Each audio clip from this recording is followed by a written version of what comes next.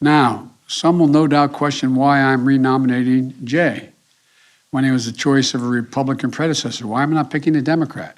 Why am I not picking fresh blood or taking the Fed in a different direction? Put directly, at this moment, both enormous potential and enormous uncertainty for our economy, we need stability and independence at the Federal Reserve.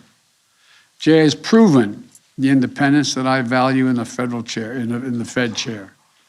In the last administration, he stood up to unprecedented political interference, and in doing so, successfully maintained the integrity and credibility of his institution. It's just one of the many reasons why Jay has support from across the political spectrum. I believe having Fed leadership with a broad bipartisan support is important, especially now in such a politically divided nation. I believe we need to do everything we can to take the bitter partisanship of today's politics out of something as important as the independence and credibility of the Federal Reserve. You know, by promoting Lael today to vice chair, I'm elevating one of the country's most qualified and dedicated public servants. She's one of the nation's leading macroeconomists. She spent years at the Treasury Department representing American capitals around the world on international economic issues.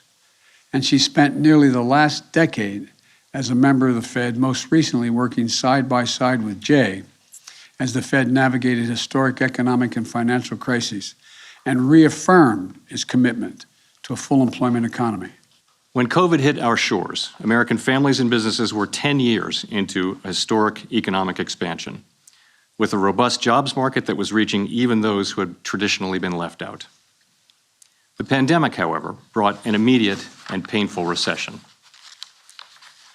Fortunately, American resilience, along with strong policy actions and vaccines that enabled the economy's reopening, cushioned the blows and set the stage for a strong recovery.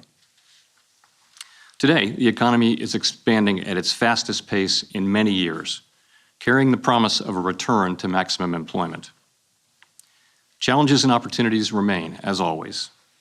The unprecedented reopening of the economy, along with the continuing effects of the pandemic, led to supply and demand imbalances, bottlenecks, and a burst of inflation.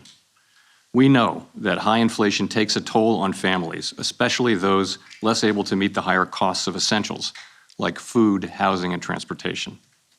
We will use our tools both to support the economy and a strong labor market and to prevent higher inflation from becoming entrenched. I'm committed to putting working Americans at the center of my work at the Federal Reserve. This means getting inflation down at a time when people are focused on their jobs and how far their paychecks will go. It means supporting a growing economy that includes everyone. It means ensuring that financial markets are thriving and resilient, and the economy is sustainable for future generations. It means serving all Americans in every community across the country and ensuring the Federal Reserve reflects the diversity of the communities we serve.